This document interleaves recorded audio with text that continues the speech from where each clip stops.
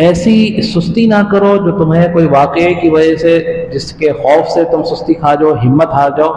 तो अल्लाह तबारक व तआला इन कामों से, इन उमूर से मना फरमाता है। वला तहज़नू, और गम भी नहीं खाना चाहिए। जो अब अगर अपने प्यारे तुमसे जुदा हो चुके हैं, कोई चीज़ तुमसे जुदा हो चुकी है, तो ऐसी चीज़ से, ऐसे प्यारों से गम ना खाओ। व अंतुमुल आलऊन, और तुम ही गालिब होगे।